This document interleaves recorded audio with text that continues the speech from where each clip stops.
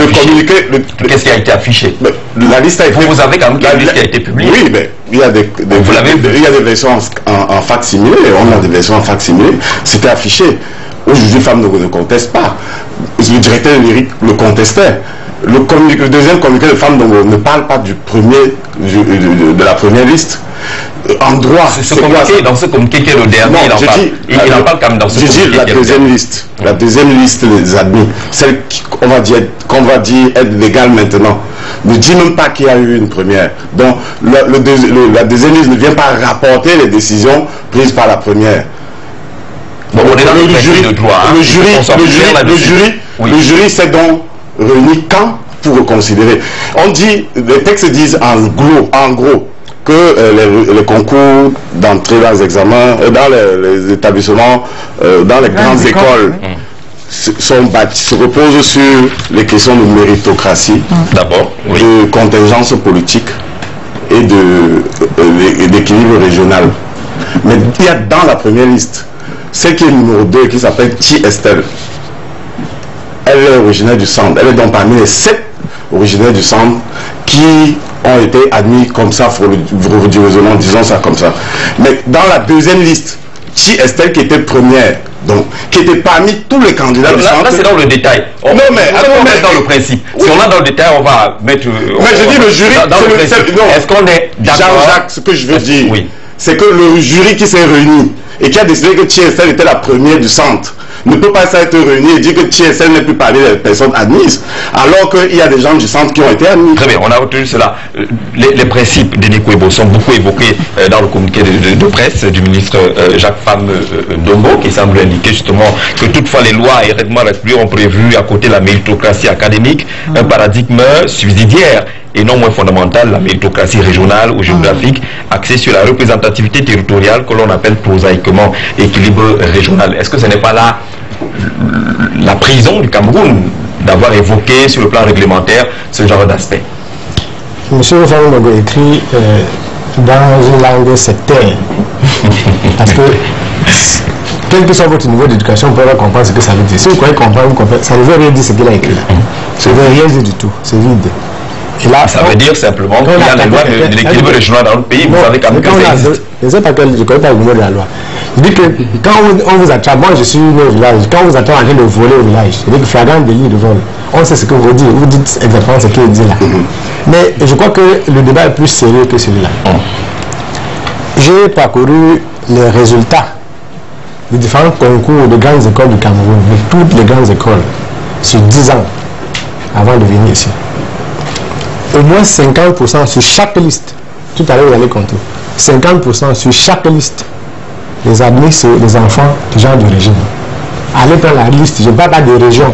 Je dis bien que chaque concours, école normale, IRIC, ENIA, ENAM, depuis 10 ans, je fais plus de 10 ans. Si je rentre sur 20 ans, ça va être exactement la même chose. Est-ce que ce sont les médiocres ou les cancres, quand même, sur le plan des résultats? Je ne suis pas en train de faire un jugement de valeur. Très bien. Je dis que 50%, c'est pour savoir si c'est le fait qu'ils appartiennent. C'est les enfants des ministres, des DG et de tous ceux qui volent là, tous ceux qui sont autour de la présidence et de la primature. C'est eux qui sont là. Au moins 50% sur chaque. Donc par contre, par exemple, sur chaque concours. Alors, maintenant, pour ceux qui ont l'habitude, qui ont la chance d'être dans une république qui n'est pas comme la nôtre, tout le monde peut avoir accès à la connaissance. Quand on veut former les gens au savoir, on doit le savoir à tout le monde. Vous ne pouvez pas dire qu'il y a une discrimination sur... M. Famogo et ces gens sont en train d'expliquer qu'il y a des gens ici au Cameroun qui ne sont pas aussi intelligents que les autres. C'est faux. Moi, j'ai au moins la chance qu'il n'a pas d'avoir parcouru toutes les régions du Cameroun, tous les départements du Cameroun. Et vous savez qu'il y a dans chaque département du Cameroun... Alors là, M. Famogo n'assume pas les lois sur l'équilibre régional qui existent avant, qui ne soient ministres de l'Affaires supérieures. Il n'y a pas la rectification. Dans les originaires du centre n'a pas été admise. Dans les deux, je vous dis la vérité. Alors, ce qu'il dit, c'est que ce soit l'une ou l'autre, aucune des listes ne fait ce que M. Famogo dit. Oui. Donc il n'y a pas. Ce n'est pas parce que vous êtes ministre du centre ou directeur du cabinet civil du centre que c'est votre enfant qui doit représenter le centre. Ce n'est pas ce qui est dit. Très bien. Ce n'est pas parce que... Donc il faut qu'on... Sur les principes, sur les réalités camerounaises qui évoquent les aspects tels que l'équilibre régional, qui ne sont pas souvent convoqués lorsque tout le monde est satisfait. Là maintenant, on a 1000 candidats, 15 admis seulement, et naturellement le sujet revient au bout du jour. Est-ce que ce ne sont pas des limites à la méritocratie évoquées avant d'ajouter d'autres aspects politiques? Est-ce qu'on, dans un pays comme le Cameroun, on peut se débarrasser de ce genre de principe? On doit se débarrasser de ça. Je pense que c'est la clé même du progrès. Je crois que si on veut être émergent, on ne devrait même pas avoir ce type de débat. Avec sur 15, si tous les militants sont du centre, ça ne devrait pas gêner. Excusez-moi, je suis vraiment... je ne sais pas si vous me suivez. Je ne sais pas où je suis là. J'ai l'impression de penser ailleurs. Je suis presque perdu. Pendant que vous parlez, mais j'ai un problème. On peut coller ça. Je suis vos débats. On est en train de parler de listes dans un concours, une liste qui a remplacé par une autre. C'est ce que j'ai compris. Oui, c'est ça. Et qui sera peut-être remplacée par une autre. Je veux dire, à moins qu'on arrête l'hémorragie tout de suite. Donc, il y a vraiment là un problème de société, mais très, très, très profond qu'il faut résoudre. Maintenant, si nous voulons être émergents, c'est ce que j'entends, c'est un slogan qui est en Afrique centrale, un peu partout, même en Afrique de l'Ouest, mais c'est des choses dont on ne devait même plus parler aujourd'hui. Donc, nous devons déjà résoudre ce type de problème. Est-ce que le Cameroun est prêt à se débarrasser de ce principe qui a fabriqué, entre guillemets, les autres? Alors, ce que je voulais dire, qui ne va peut-être pas aller tout à fait dans le sens de ce que j'ai entendu, c'est que la reproduction de l'élite, elle a lieu partout. Je veux dire, si vous allez en France, l'avocat est souvent le fils d'un avocat, le notaire le fils d'un notaire, même les candidats à l'élection présidentielle sont les enfants de riches. Donc, en réalité, l'élite se reproduit. Mais, alors, à la grande différence que elle se reproduit dans les règles arrêtées et convenues par tous.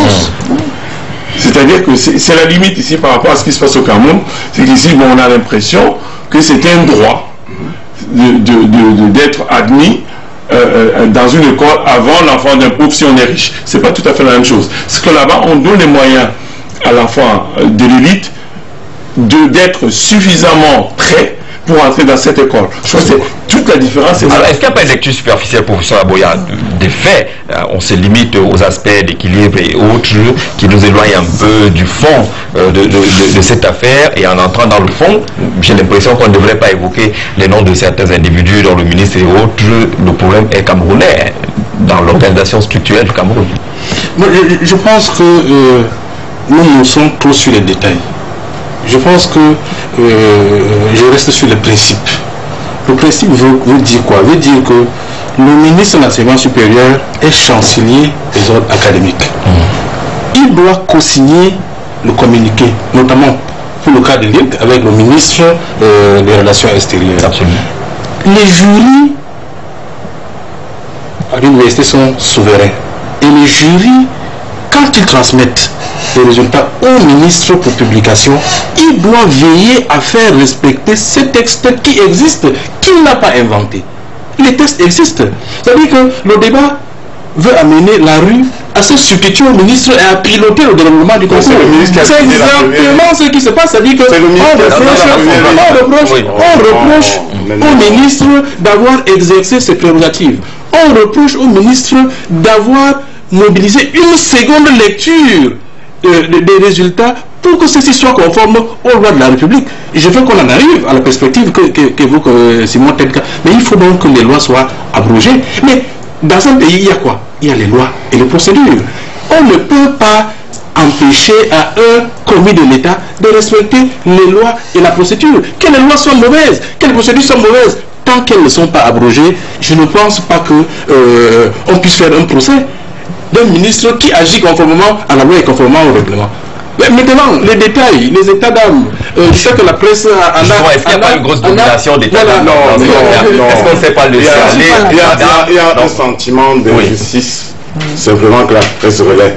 Qui publie les premiers résultats de l'IRC Aboya Manassé? Qui les publie? Mais les résultats qui sont affichés sont signés du ministre. Je dis les premiers résultats du 27 juillet. Il me semble qu'il y a un seul intervieweur sur ce plateau. Les résultats affichés Chaque sont femme du ministre. qui publie les résultats les premiers résultats. Et qui se reprend en disant conformément au texte. Il a le droit. Il a le droit de le faire.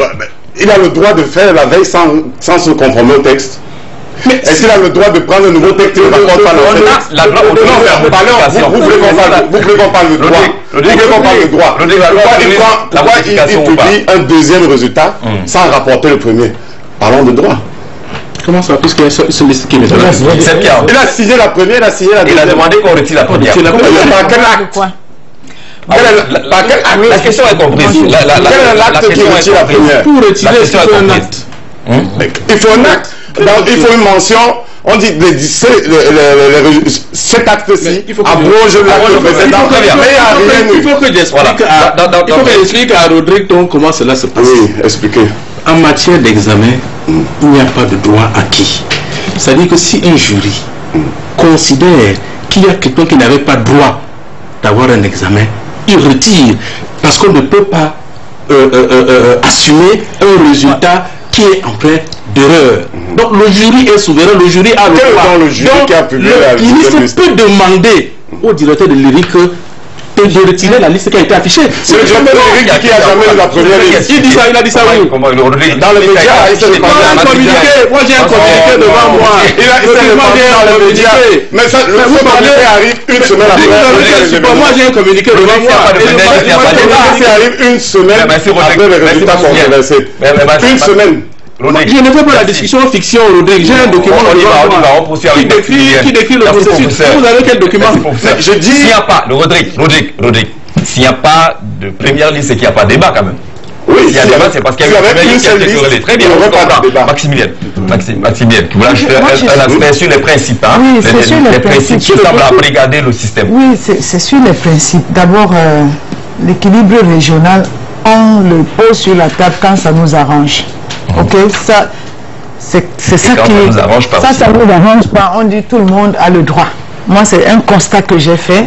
L'équilibre régional est toujours posé, comme quelqu'un a dit, un cache-sexe. Donc, quand ça nous arrange, on l'utilise. Ça, c'est la première chose sur les principes. La deuxième chose, je voudrais quand même, déjà sur les principes, même pas seulement les principes universitaires, mais les principes d'éthique. Un ministre de l'enseignement supérieur signe la première liste que le jury lui a apportée. Le bon sens aurait voulu que le prochain jury ne soit pas le premier jury. Je parle là de l'éthique. S'il y a eu jury, s'il y a eu un nouveau jury. Ça, je ne vais pas rentrer dans est-ce qu'il y a eu, est-ce qu'il n'y a pas eu. Je me contente même de son communiqué. Donc, à partir du moment où le premier président, le rapporteur, c'est le même qui devient le premier et le deuxième, je pense que là, il y a un problème de l'éthique de notre premier responsable de l'enseignement supérieur. Je finis en disant, nous avons entendu aussi le gouvernement ici au Cameroun et peut-être en Afrique centrale n'arrive pas à communiquer de manière claire quand il y a un problème clair. Si le ministre pouvait dire clairement, parce que moi j'ai entendu aussi dans les journaux, le premier nom était le fils de tel, le deuxième le fils de ceci. Je n'ai rien contre. C'est pas le détail qui dénate. Je n'ai rien contre les fils de tel qui deviennent des grands parce que je pense que c'est normal s'ils le méritent. S'ils le méritent. Et Dieu seul sait combien je me bats pour tous ceux qui ont les droits, et je m'en fous de quel bord tu es. Mais il devrait, n'est-ce pas, parler au peuple camerounais pour leur dire, il ne s'agit pas de ça. Voilà, pas c'est ce qu'affirme le communiqué. Le communiqué là ne dit pas au peuple camerounais que vous avez entendu si. Il n'en est rien. Là, le monsieur a eu 20 sur 20 ou 10 sur. C'est comme ça qu'on parle à un peuple qui est dans le désespoir, monsieur Jean-Zé. À ce moment-ci, les jeunes ont besoin qu'on leur parle, qu'on leur explique. Et pas de faire des communiqués intellectuels où il faudra maintenant commencer. Non mais attendez. Dans tous les cas, le professeur Jacques Fam, donc il ne refuse pas nos invitations, peut-être qu'il se fera. Non, je suis d'accord, on est dans l'enseignement supérieur, mais croyez-moi, la maman qui a envoyé son fils à l'enseignement supérieur n'est pas l'enseignement supérieur. Alors, est-ce que ce serait, on aurait pu faire l'économie de cet autre débat? Lyrique, l'année dernière, c'était déjà ça. Bah oui. Non, c'est un problème. Faire l'économie de Vous savez, quand je viens sur un plateau, j'ai un contrat à remplir vis-à-vis des citoyens camerounais qui me regardent ici à l'étranger. Je voudrais dire à ceux qui me regardent qu'il n'y a aucun débat sur les listes. Je voudrais que ceux qui me regardent et qui me protègent pour ce qui va arriver sachent de quoi il s'agit. Il ne va rien arriver. Il s'agit d'un tripatouillage des résultats pour mettre les enfants, des gens qui travaillent au cabinet civil de la présidence, les enfants protégés par M. Famé-Nongo et les autres. Il s'agit essentiellement de cela. Il n'y a aucune affaire d'équilibre régional. On aurait pu le faire avant depuis. J'ai dit qu'il y a on aurait pu le faire dans le non. Si vous parlez, on aurait pu le faire avant. C'est dans des conditions c'est dans des conditions entièrement mystérieuses que les deux listes sont sorties. Conditions mystérieuses. Parce que vous savez, on sait, moi je ne veux pas dire ça ici, on sait comment cette affaire s'est retrouvée sur Internet. C'est qu'il y a un camp, un clan, une secte qui n'a pas eu tous ses intérêts protégés dans la liste finale que l'affaire est portée. Tout à fait. Nous sommes les citoyens camerounais, nous saisissons de l'affaire. Pour dire que M. Famé-Nongo parle de méritocratie, il parle d'équilibre régional. Parlons-en un peu, en une minute. Lorsque les gens qui sont dans le régime, estimant que la fin, ce serait peut-être pour bientôt, il faut mettre ses œufs quelque part à l'abri. Chacun met son enfant à l'Émian, l'autre met son enfant à l'ENAM, met son enfant à l'IRIP. Ouais, je vous ai dit qu'il y a un enfant, un des amis, qui dirigeait une entreprise d'enfance, qui est revenu être admis au Congo. Parce qu'il va rentrer. Je viens, parce qu'il va rentrer faire la diplomatie immobilière en France. Mais, je vous pose quelques questions pour sortir. Pendant que les gens qui ont été nommés par premier mettent tous leurs enfants, tous leurs gendres, dans les grandes écoles, à l'abri, et ils mettent les enfants de pauvres bien où? Pendant qu'ils se protègent, eux, ils protègent leur chef comment?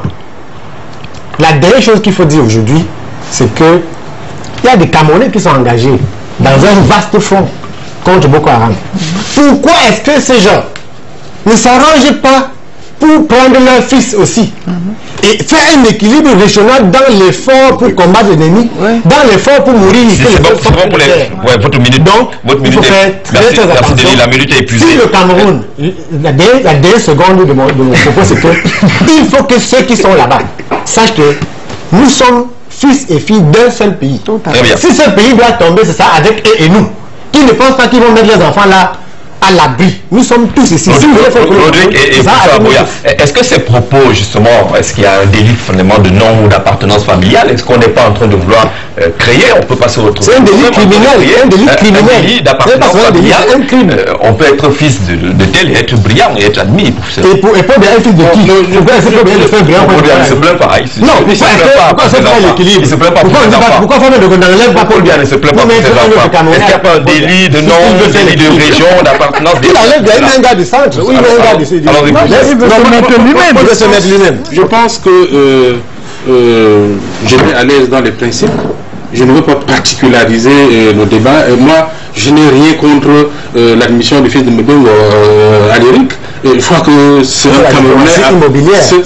un Camerounais à part entière qui ne peut pas payer le prix de l'amour, du désamour de son père vis-à-vis de qui que ce soit. Moi, je pense qu'il a le droit de faire une trajectoire si jamais son mérite l'y conduit. Mais par contre, je pense que nous ne devons pas faire le procès de l'élite dirigeante à partir d'un incident qui pouvait être considéré comme un incident banal, parce que 1000 incidents de ce genre se produisent. Il y a des résultats du BTS qui ont souvent été rapportés sur une centaine de noms. Ça ne crée aucun buzz. Je pense davantage que la manière avec laquelle il y a la surenchère dans la communication frise l'acharnement. Et c'est pour cela que nous devons savoir raison garder, être froid, analyser une procédure qui a eu quelques pincements, comme une procédure qui a été réactivée, réorientée pour que les lois de la vie soient préservées. Mais pour le reste, le procès contre les fils du régime, je pense que ce n'est pas le moment, c'est très maladroit. Les enfants peuvent se sentir frustrés, ils peuvent même fuir, aller en exil. Ils ont des droits. Ils ont des droits. On ne peut pas laisser le professeur se faire comme ça. C'est la journée internationale parce que s'il termine comme ça, c'est comme si il y a effectivement le procès des enfants de dirigeants. Non, personne ne fait le procès des enfants de dirigeants aussi.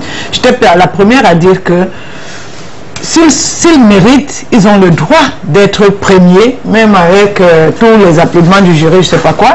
C'est quand même la moindre des choses, parce que nous sommes tous Camerounais. Donc il ne faut pas que les spectateurs qui nous regardent là aient l'impression qu'il y a des personnes ici qui se cristallisent. C'est de ça qu'il s'agit. Non, il ne s'agit pas de ça, parce que c'est pas ce qu'on a dit, professeur. Si ce qu'on a dit était rentré dans votre oreille parce que vous êtes professeur, vous pourriez aller faire des questions. C'est que dans l'éthique, c'est l'éthique même. Rodrigue l'a dit, Maximilien. Non, je l'ai dit. L'éthique, et puis brandir. L'éthique voudrait que, je ne coupe pas Maximilien, l'éthique voudrait que on n'est pas seulement les fils des gens de Pobiati réussissent au concours. Et brandir tout le temps l'équilibre régional, c'est maladroit dans ce cadre-là. Et comme vous partez là, professeur, allez dire de communiquer davantage, parce que la maman qui est au village et qui a payé pour que son enfant ait le concours de lyrique ne comprend pas. On va sortir de ce sujet. Est-ce que vous avez suivi participer au concours? Je ne comprends pas très bien. Vous avez suivi à participer. Oui, depuis l'année dernière. C'est la deuxième année consécutive lyrique qu'on est quand même. Oui, mais l'année dernière, il y a 25 personnes qui étaient admises. Et pendant que ces jeunes gens suivaient tranquillement les cours du côté de l'île, il y a un communiqué du ministre Femme Ndongo qui annonçait toujours une fois plus que dans une dizaine de personnes parmi les 25 n'étaient plus admises au concours de lyrique, et donc on cessait d'aller prendre les cours à Obili. Lyrique, l'année passée, en 2006, on va vous dire qu'il y avait les normes, et avant on vous dit... Mais c'est comme on dit chez nous, Dia Carbonara, John Torobo. On fait souvent comme ça, rien ne fait. Je crois que même cette année, ils ont dit qu'on va faire comme ça, rien ne va faire. Puisque quand vous voyez la une du jour mercredi, Jacques Famou dit, j'ai signé, j'assume. On pourrait reprendre la chanson populaire. On pourrait reprendre la chanson populaire que les jeunes affectionnent en ce moment. C'est que j'ai signé. Si vous ne voulez pas sauter, vous allez aller en l'air. Mais pour rentrer dans le détail, parce que c'est là où c'est dans le détail que le diable se trouve. Le fils de Mbongo, puisqu'on a parlé de lui, il était premier sur la première liste. Oui, il était premier sur la première liste. Il était premier sur la deuxième liste. Et nous sommes, la communauté des journalistes aujourd'hui veut croire que la première liste était la liste de ceux qui méritaient, les plus méritants. Donc, le fils de Mbongo n'aurait aucun problème. Mais je disais tout à l'heure, la deuxième personne s'appelait Tiestel, mais après il y avait d'autres personnes, pour le sang tout simplement. Mais maintenant Tiestel n'est plus là, mais vous retrouvez le nom Beti Assomo, vous retrouvez le nom Momo Zanga. Beti Assomo, c'est le gouverneur du sang. Momo Zanga, c'est un juge qui est un juge au tribunal de grande instance du Fundi, qui a jugé notamment Titus Ezoa et les autres. Peut-être que c'est le bon côté de l'équilibre qui a peut-être joué pour eux. Mais on a donc enlevé le méritant dans la même région pour mettre quelqu'un qui était moins méritant dans la même région. À ce moment, ce n'est plus l'équilibre régional. Très bien, on va sortir de ce sujet, si vous permettez. Il n'est pas dans un exercice. Oui, c'est pas que Denis Kobo, c'est pas que Jean-Jacques me dérange. Vous savez que Roviton à la culture de la diabolisation et de l'exagération. Parce qu'il met le piment pour rendre l'affaire trop compliquée, alors que c'est un problème de procédure. Mais je vous dis, vous faites souvent comme ça, mais rien ne fait. Je veux que vous avez banalisé ça, c'est suffisant. Il ne faut pas banaliser ça. Vous banalisez, mais c'est grave. Oui, c'est pour acheter la réponse. Le secrétaire général du ministère de l'Enseignement supérieur dit que la réponse à cette question pourra être soit politique, soit administrative. On est loin de l'académique là. Oui, parce que quand il y a une divergence de vue, il faut une conciliation. Il faut tout au moins trouver une position transitoire qui puisse satisfaire les deux parties. Et c'est pour cela que, si bien pu comprendre l'esprit du communiqué du ministre de l'Enseignement supérieur, je crois que la hiérarchie donnera les instructions pour essayer d'aborder les positions transitoires pour que les uns et les autres ne se sentent pas frustrés, parce que nous sommes tous les fils de la République. Qu'on soit nombreux en âge, qu'on soit petit à ce moment, on va prendre tout à l'heure une respiration, une rapide respiration avec la réalisation, le 10e point du communiqué de Jacques Fam Ndongo, sans préjudice de toute haute instruction qu'il pourrait éventuellement recevoir de la hiérarchie. Le chancelier des ordres académiques reste ouvert à toute suggestion relative à ce dossier. C'est le dernier point. Non, les résultats ne sont pas définitifs. On prend une respiration. C'est ce que je vous disais. On prend une respiration.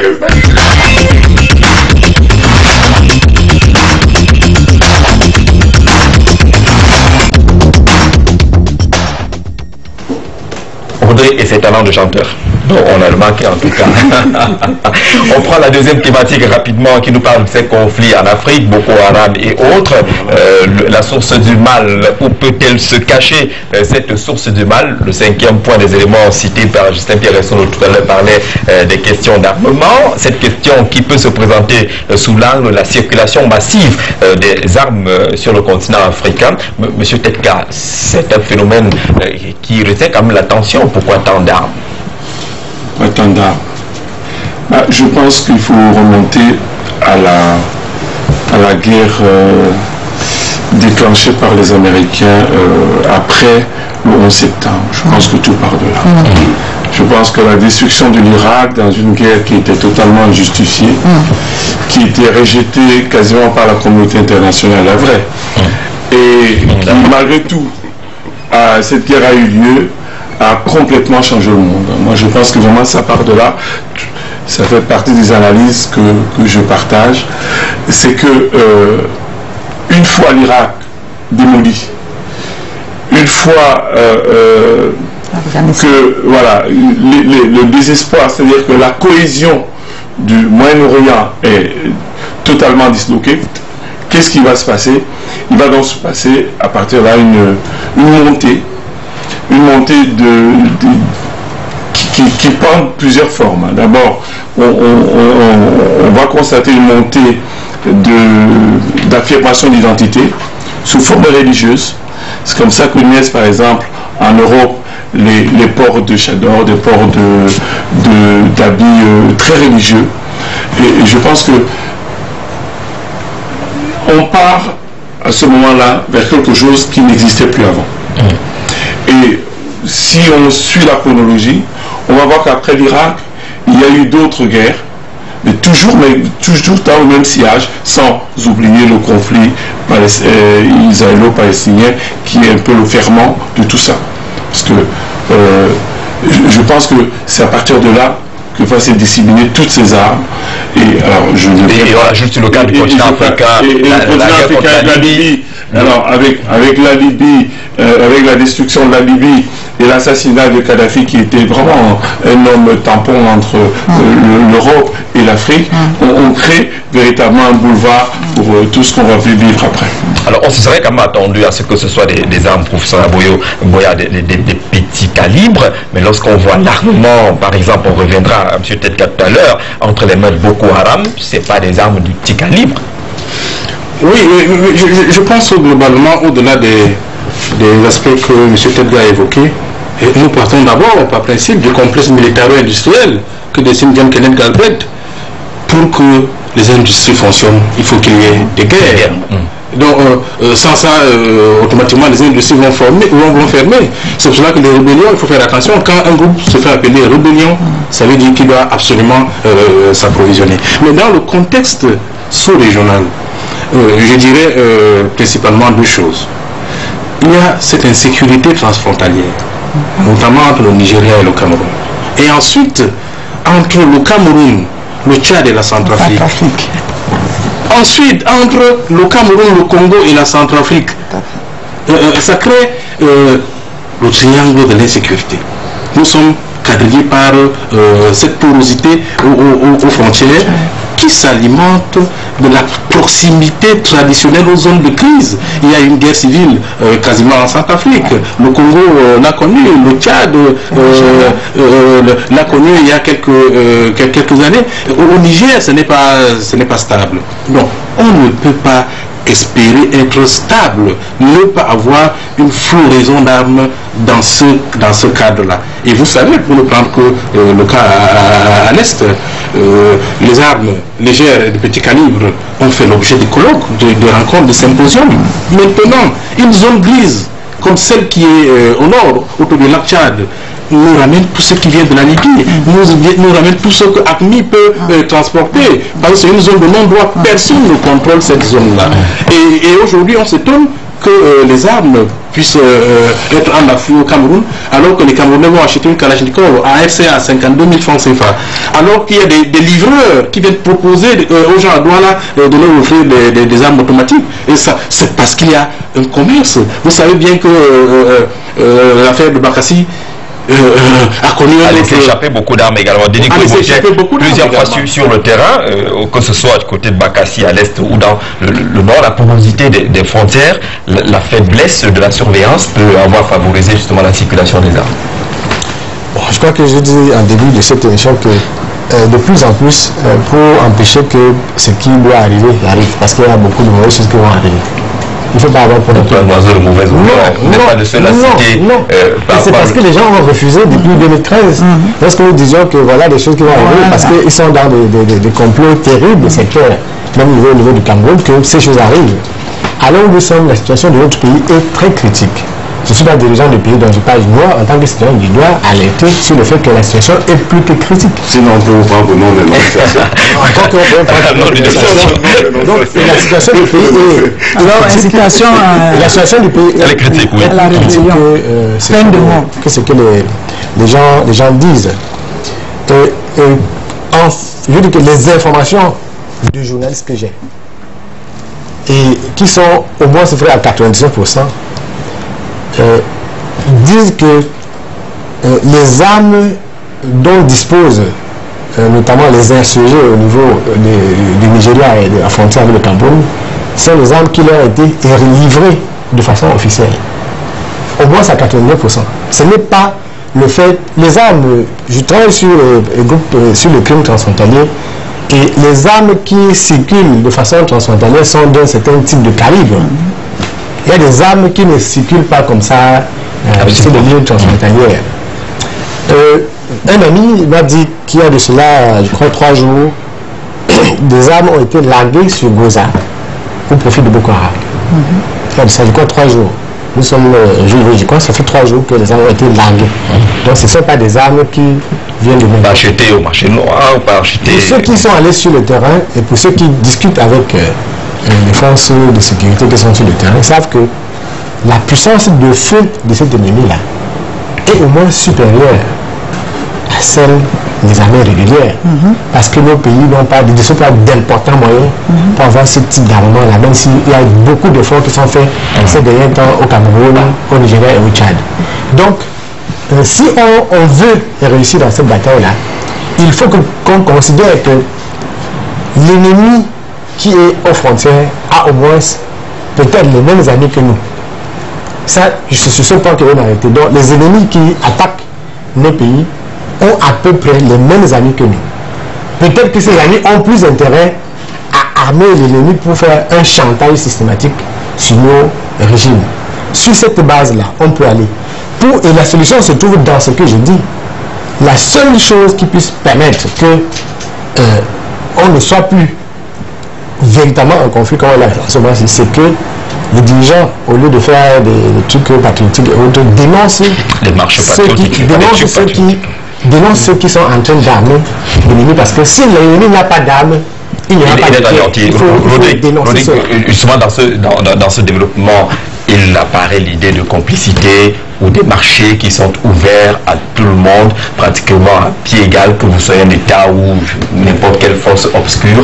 Est-ce que c'est pas là le danger? Les complicités. Le danger, c'est pas les complicités. L'industrie de l'armement se développe s'il y a aussi des zones, s'il y a plus de zones conflictogènes dans le monde, j'imagine que s'il n'y avait pas beaucoup de conflits, l'industrie allemande ne se développerait pas. C'est-à-dire que si on n'a pas du goût pour le produit de luxe, les médicaments, le parfum. Mais c'est quoi justement l'origine de tous ces conflits? L'origine des conflits, c'est l'échec des régimes, de la démocratie. C'est l'échec des régimes. C'est l'insuffisance, la faiblesse des politiques publiques, c'est la pauvreté, c'est la violence qu'on peut remarquer dans la redistribution des fruits de la croissance. Donc, moi je peux pas. Non, c'est mon opinion. C'est mon opinion parce que je peux illustrer ça comme ça. Non, c'est ça. De nombreuses violences aux États-Unis. Vous allez me dire que ce ne sont pas des armes lourdes, mais j'imagine qu'aux États-Unis, il y a beaucoup de foyers qui ont des armes. Mais on n'entend pas tous les jours que les gens utilisent leurs armes. On n'entend pas tous les jours. Pas autant qu'ici. C'est à chaque instant que ces armes sont utilisées. À chaque instant. Non, aux États-Unis, les gens ne sont pas en conflit entre eux. Non. Entre eux, tu continues à retenir les informations sensibles. Très bien. Sur les origines,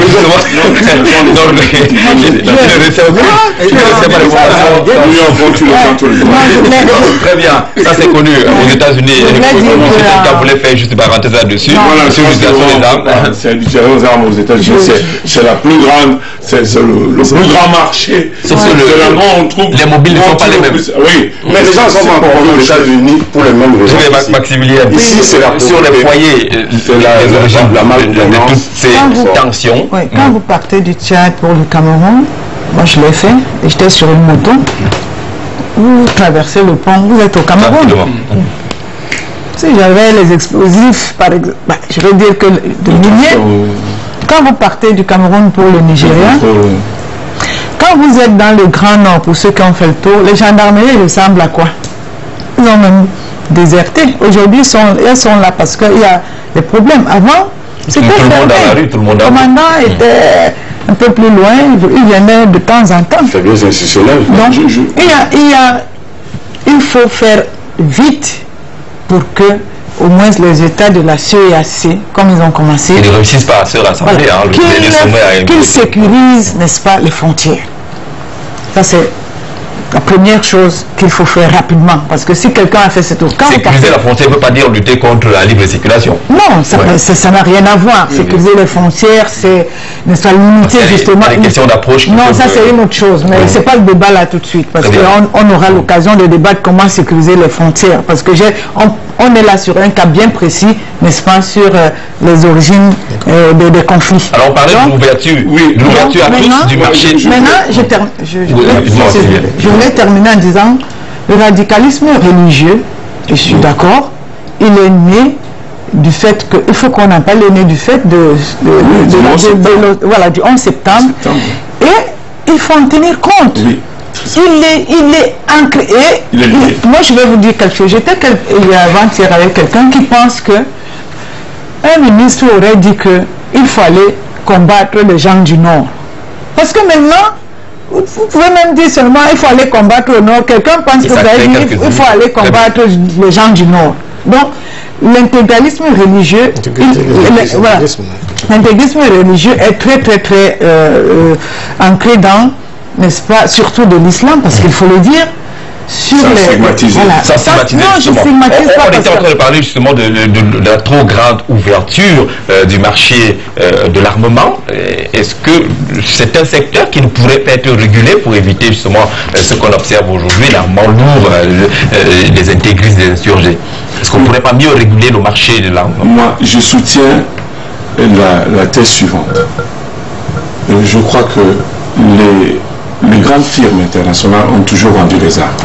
Ils ont besoin des conflits, ça vous l'avez dit.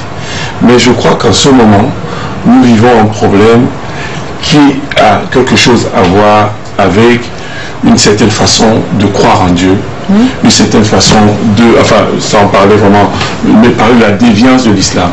Il y a une certaine façon de voir le monde à travers la religion musulmane qui est pour beaucoup dans les guerres que nous connaissons maintenant. Je crois que vraiment il faut dire les choses, ça peut gêner, mais moi c'est la risque. Non, vos mots sont bien choisis, vous parlez d'une certaine façon. Voilà, alors on parle de fondamentalistes. Je pense que c'est un vrai problème. Alors il faut comprendre, mais je pense que tout le monde a vu les images, où on a affaire à des gens qui sont prêts à mourir. Généralement, un soldat essaye de se défendre pour tuer l'autre. Mais là, vous avez affaire à des combattants qui viennent mourir avec vous. Voilà donc la vraie guerre. C'est une nouvelle guerre. C'est la guerre des mortels en fait. C'est la guerre que ces gens sont morts et ils viennent se jeter sur vous. C'est un peu et ça c'est fondé, c'est par rapport à une façon de penser qui est liée à une certaine façon de voir une religion qui n'est pas là. À mon avis, qui n'est pas tout à fait cette religion. Là, c'est une religion de paix, hein, l'islam. Mais je pense que ça a quelque chose à voir. Alors, maintenant, quand on parle des armes, bon, on vend les armes, ça c'est vrai. Mais on sait également que quand Kadhafi est parti, on a ouvert toutes les casernes, les armes sont devenues libres d'accès. Et il y a combien de factions en Libye aujourd'hui qui se combattent? Mais énormément de factions. La Libye est devenue un non-État quasiment. Ce sont dans une phase de somalisation avancée. Alors, donc, nous avons donc affaire vraiment à quelque chose de très très nouveau qui s'approche de notre pays. Et c'est pour ça que j'ai vu certaines presses optimistes. Moi, je ne le suis pas. Je crois que la guerre est à nos portes. Elle ne fait que commencer. Hein. Et je crois qu'il faut vraiment faire des efforts dès maintenant pour que tout le monde soit armé contre cette guerre-là. Armé psychologiquement et puis matériellement. On va sortir, professeur, on parlait toujours du marché ouvert, la vente des armes et les dispositifs sécuritaires qui semblent être défaillants au niveau des frontières. Oui, mais je veux corriger quelque chose que Simon a dit tout à l'heure. Aujourd'hui, on ne parle plus de groupes fondamentalistes. On parle de groupes radicaux, pour ne même pas mettre le nom d'islam dedans. C'est des groupes radicaux. Un groupe radical prend le prétexte de l'islam pour justifier ses actions. Et aujourd'hui, pour répondre à ta question, Boko Haram a fait allégeance à l'État islamique. Ça veut dire quoi? Ça veut dire que si Boko Haram contrôle les États au Nigeria, ça veut dire que les aéroports sont sécurisés. Ça veut dire que les armes peuvent même venir par avion et atterrir dans les États les aéroports qui sont sous contrôle. Je pense que il s'agit simplement de faire attention à la menace qui n'est plus une menace nationale, c'est-à-dire localisée au Nigeria, qui est devenue une menace transnationale, qui a pour vocation à devenir une menace globale. C'est-à-dire que les deux visions du califat, celui de l'État islamique, celle de l'État islamique et celle de Boko Haram, ont maintenant une projection d'unification. Ça veut dire que l'État islamique a deux groupes au moins qui ont fait allégeance en Libye, qui sont là, qui doivent absolument penser à faire l'échange de combattants, l'échange d'armement, l'échange de bonnes pratiques pour davantage terroriser le continent africain. Et pour terminer, on a parlé des combattants qui n'ont pas peur de mourir. Je ne pense pas. Ben Mokhtar, qui a revendiqué l'attentat du Mali, parlait de vengeance. On le venge contre quelqu'un qui est déjà chez Allah. Parce que si le gars est mort pour aller chez Allah, alors on ne le venge plus puisqu'il a déjà son sort sécurisé auprès d'Allah. On venge parce qu'on est conscient de ce qu'on a été victime de la frappe du camp ennemi. Il faut faire très attention, n'embrassons pas ces aspects avec beaucoup d'angélisme. La menace est plus sérieuse. La menace est sérieuse, effectivement. Quelle est plus sérieuse? Cette menace, elle est même à nos portes. Je crois qu'on est, je veux dire, off qu'on était en phase, sans être physiquement en contact tous les jours, parce que j'ai accepté de venir sur ce plateau parce qu'il y a beaucoup de fanfaronnades, c'est le mot que j'utilise au Cameroun. Beaucoup de fanfaronnades. Je suis allé dans des endroits où des gens qui sont en charge de questions stratégiques ont projeté des histoires, des vidéos sur ce que c'est que Boko Haram. Et je me suis rendu compte qu'ils avaient copié ça sur Internet. Et je suis contre ça. Je suis pour ceux qui font la collecte et le traitement de l'information stratégique. Et en matière d'information stratégique, c'est ce qui manque le plus à la lutte qui est actuellement menée. Parce que dans Boko Haram, quand vous regardez, je reviens sur la puissance de feu de Boko Haram. Ils n'ont pas la puissance de feu d'un groupe qui a été ravitaillé jusqu'à un moment X et qui essayent d'utiliser ce stock. Boko Haram a la puissance de feu d'un groupe qui est en permanence du travail. Oui, on a travaillé sur ces questions-là. Moi, j'ai des amis qui sont au Nigeria avec qui, heureusement, on a la même formation dans le même groupe de journalistes d'investigation, avec 2 personnes qui travaillent sur les FARC et une autre qui travaille sur les groupes rebelles du côté du Cachemire. Ils parlent souvent sur l'Irak et sur la Palestine aussi. Mais c'est quand on fait un échange d'expérience avec ce genre de personnes-là, on constate que chez nous, je dis chez nous, peut-être nous sommes un peu aussi, nous contribuons un peu aussi à affaiblir les positions de notre gouvernement et de nos forces de défense et de sécurité. Il faut que la presse, que les journalistes qui aiment ce pays, parce que s'ils tombent, ils tombent avec eux, que ces journalistes-là aillent de plus en plus sur le terrain, qu'ils collectent l'information et qu'ils la mettent à la disposition du public. Parce que vous n'êtes pas, on a dit qu'il y a des gens qui ont retiré l'information, qui n'ont pas informé. Tous les jours, nous informons tout le monde, puisque les articles sont faits, ne sont pas faits. Les articles sont faits, ne sont pas faits pour. C'est pas fait pour une personne, seulement c'est fait pour l'ensemble. Si nous voulons aider. On va sortir de l'émission. Il faut que les gens sachent que ce n'est pas une affaire qu'on va lire sur Internet pour les lire. C'est une affaire où il faut effectivement collecter les données sur le terrain. Et les deux là existent en ce moment sur le terrain. On a dit dans le quotidien du jour, il y a de cela 2 ans à peu près, lorsque un des religieux avait été enlevé, on avait signalé le fait que les données qui avaient été retrouvées sur le terrain appartenaient à telle unité, par exemple, de force de défense et de sécurité. Cette information, rapidement, on l'emballe. Pourquoi? Parce que on a affaire aux gens qui ont la formation d'outre-mer et qui ont pour cette compétence de ne pas vouloir accepter la réalité telle qu'elle vient. Donc, leur boulot, c'est de dire non, ce n'est pas ça. Merci, Denis, c'est clair. Il faut communiquer. Denis, donnons la parole à Maximilien. La tâche est difficile, alors que la menace est à nos portes. Voilà, quelques minutes à ma. Chez vous, elle est chez nous la menace. En réalité, je n'aurais plus rien dit, mais Denis a tout dit. Mais je vais terminer pour dire que pour que, n'est-ce pas, on prenne à bras le corps cette menace, il faut que nos forces de l'ordre soient lourdement armées. C'est ce que nous disons depuis. S'ils n'ont pas de moyens, suffisamment de moyens pour lutter contre ces fous qui sont là, parce qu'ils sont lourdement armés, je vous assure, ce qui va être, c'est qu'ils vont être eux-mêmes frustrés, et ça va peut-être être sur la population. Il va falloir qu'après ça, qu'on passe les plaies, et on ne sait jamais. Donc, il faut les armer pour qu'ils ne soient pas frustrés. Parce que quand vous êtes en face d'un ennemi, alors encore que vous des efforts, je crois que voilà, et là, on a salué ce que la CAC a commencé à faire. Mais il faut que ça soit fait. Le Cameroun fait plus d'efforts que tous les membres de la CAC réunis. De toutes les façons, ils ont dit qu'il nous faut 5 milliards. Tout à fait. Non, ça c'est clair. Au niveau de l'Afrique noire, et même de l'Afrique francophone, il y a des potentats qui ont confisqué le Cameroun. Il faut qu'on intègre qu'il faut des armées vraiment nationales et non des gardes prétoriennes simplement. Parce que jusque-là, les dirigeants avaient orienté le matériel militaire vers leur garde prétorienne, c'est-à-dire la garde qui est chargée de protéger le pouvoir du prince. Maintenant, il faut qu'on comprenne que l'armée doit être au service de la nation pour protéger les frontières et faire face à l'ennemi. C'est très clair et on retient cela. Merci monsieur d'être venu, spécialement merci Maximilien en cette journée internationale de la femme. Je rappelle, rendez-vous tout à l'heure sur Canal 2 International après le programme La Reine.